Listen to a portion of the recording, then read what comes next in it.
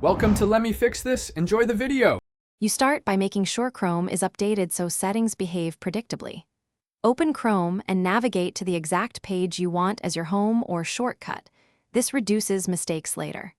Once done, tap the three-dot menu at top right to access settings quickly, because the next steps differ for a home page versus a home screen shortcut.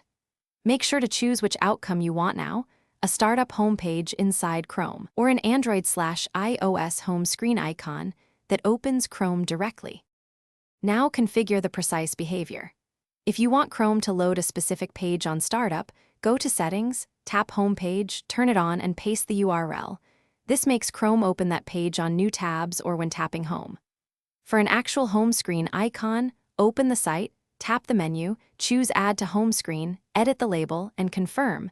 The device places a shortcut that launches Chrome to that page. Take a moment to test both so you know which one suits your workflow.